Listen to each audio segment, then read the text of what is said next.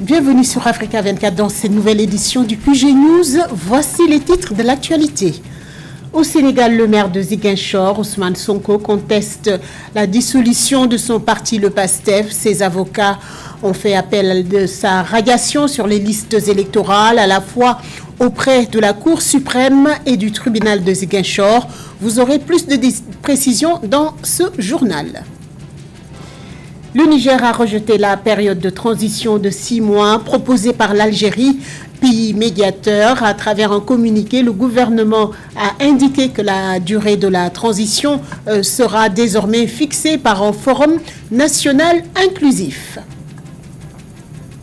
53 milliards de dollars, c'est le montant envoyé par la diaspora vers les pays d'Afrique subsaharienne en 2022 selon la Banque mondiale. Cependant, seuls 3 à 10% de ces transferts sont dédiés à l'investissement productif.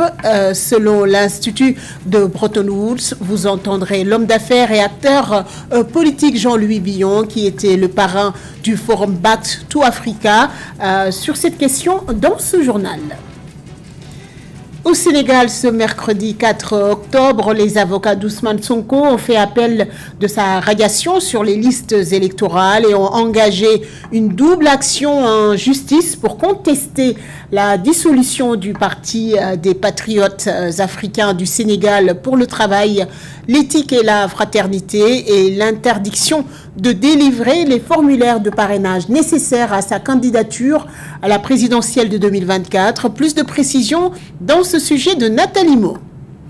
Les avocats de l'opposant Ousmane Sonko ont déposé un recours en annulation de sa radiation sur les listes électorales. Le 4 octobre 2023, le leader du Parti des patriotes africains du Sénégal pour le travail, l'éthique et la fraternité, le PASTEF, s'est lancé dans une double offensive judiciaire au tribunal d'instance de Ziguinchor et à la Cour suprême du Sénégal. Ce recours-là que nous avons déposé devant la juridiction du TI, tribunal d'instance de Ziguinchor, qui a reçu le document avec l'ensemble des pièces y afférentes. Il doit y avoir une audience ici à Ziguinchor, au terme de laquelle le tribunal prendra la solution qui convient. Et je pense que la solution qui conviendra sera la solution de la réhabilitation d'Ousmane Sonko dans ces 3. Frappé de suspension au Sénégal, le PASTEF s'est vu interdire la délivrance des formulaires de parrainage nécessaires à la candidature d'Ousmane Sonko à la présidentielle de 2024. Les avocats et les membres du PASTEF rejettent la dissolution et la radiation du parti avec pour argument que l'existence de la formation politique ne présente aucune irrégularité. Ousmane Sonko ne s'en était rendu compte que le vendredi passé, lorsqu'il a envoyé son mandataire, M. Daffé, qui est parti pour retirer les fiches de parrainage.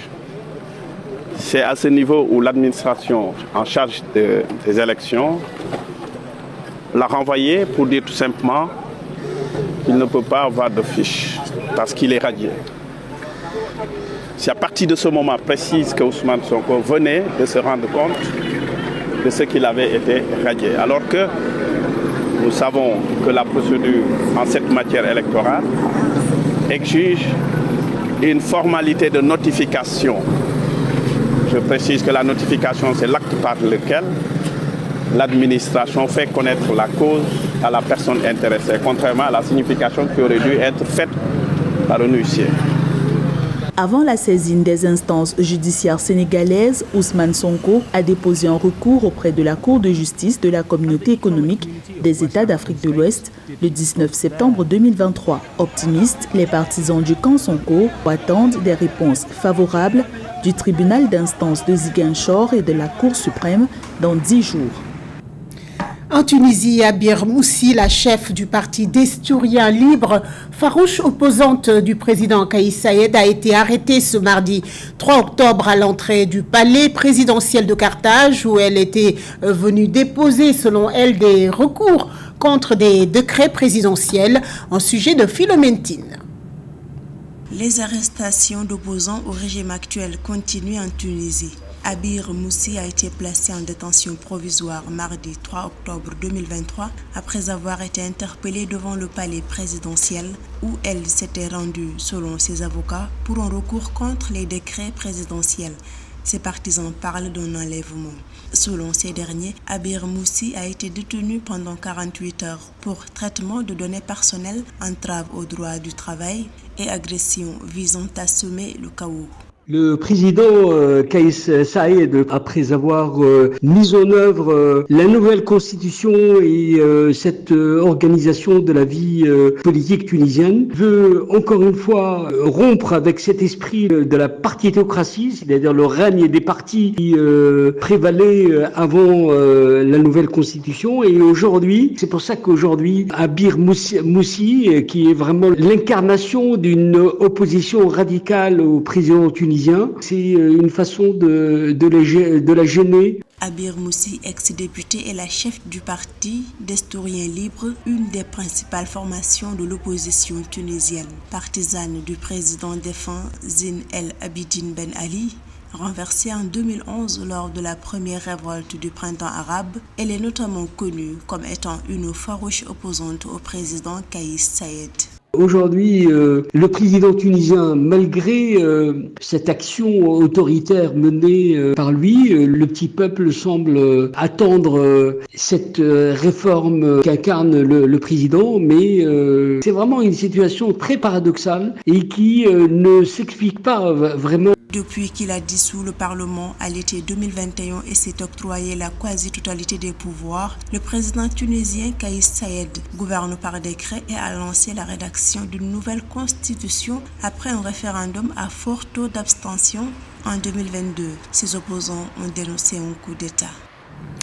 Dans le reste de l'actualité, la junte au pouvoir nigérienne a rejeté la transition de 6 mois proposée par l'Algérie. A noter que les autorités nigériennes avaient accepté la médiation algérienne pour la résolution pacifique de la crise politique et éviter une éventuelle intervention militaire de la CEDEAO dans le pays. Par ailleurs, dans un communiqué, le gouvernement de transition indique que la durée de la transition sera désormais fixée par un forum national inclusif. Joël Mbalo. Dans le cadre de la recherche d'une solution diplomatique à la crise politique au Niger, les autorités de transition qui sont d'accord sur le principe d'une médiation algérienne ont toutefois rejeté les termes de leur proposition, relayée par les médias qui soutiennent une transition sur 6 mois. Après ce démenti, les autorités nigériennes, dans un communiqué en date du 2 octobre 2023, indiquent que la durée de la transition devrait résulter des conclusions du Forum national inclusif ainsi que l'orientation donnée pour un changement dans la gouvernance. Il y a eu très certainement une incompréhension puisque nous étions en train de nous entendre sur le contenu de l'initiative lorsque nous avons découvert sur les réseaux sociaux que nous étions d'accord, ce qui a justifié immédiatement la réaction, ce qui a motivé la réaction de notre gouvernement de dire non. Ce n'est pas parce que nous sommes dans des situations difficiles qu'on peut, permettez-moi le terme, mais je mesure ce que je dis, nous manipuler. Depuis le début de la crise politique au Niger, le 26 juillet 2023, l'Algérie, pays frontalier, s'est toujours positionnée en faveur d'une médiation pacifique. Les autorités algériennes ont toujours rejeté l'option militaire envisagée par la communauté économique des États de l'Afrique de l'Ouest et soutenue par la France. L'Algérie, qui a été le premier pays, et il faut l'en remercier, à s'opposer à tout usage de la force contre notre pays, devrait être en mesure de réaffirmer cette position. Et si l'Algérie souhaite venir apporter sa contribution pour sortir de la crise, cet ensemble et d'accord parti que nous devrions définir les conditions de cette initiative. Dans le processus de résolution de la crise au Niger, l'ambassadeur de France, Sylvain Ité, a quitté Niamey. Le président Emmanuel Macron a annoncé le retrait des 1500 soldats français déployés au Niger dans la lutte anti-djihadiste d'ici la fin de l'année. Une autre demande du régime nigérien. Des annonces qui augurent des lendemains meilleurs pour un retour à la paix au Niger. En Afrique du Sud, le secteur minier est en difficulté. Les bénéfices globaux ont chuté de plus de 5 milliards de dollars au cours du dernier exercice. Selon un rapport publié ce mardi 3 octobre, l'industrie aurifère pourrait durer moins de 30 ans sans investissement renouvelé et celle du minerai de fer 13 ans. Toujours selon le rapport, l'industrie des mines a été fortement impactée par les fluctuations monétaires, l'inflation élevée, les coupures de courant et les problèmes logistiques liés à l'exportation de minerais du fait de la détérioration des infrastructures routières, ferroviaires et portuaires. En 2002, la diaspora africaine a envoyé 53 milliards de dollars vers le continent. Cependant, seuls 3 à 10% de ces transferts sont dédiés à l'investissement productif. L'Afrique, un continent en perpétuelle mutation, offre des potentialités énormes en termes d'investissement avec des pays en perpétuelle construction. Plus de détails dans ce sujet de Philoméntine. 53 milliards de dollars, c'est le montant des envois de fonds des migrants vers les pays d'Afrique subsaharienne en 2022 selon la Banque mondiale. Ce chiffre représente une hausse de 6,1% comparé à 2021. La diaspora africaine contribue ainsi au développement du continent. Cependant, seuls 3 à 10% de ces transferts de fonds sont dédiés à l'investissement productif structurant selon l'institution de Bretton Woods. À partir du moment où les Africains de la diaspora rentrent, investissent, ça fait pour nous un pouvoir d'achat qui augmente.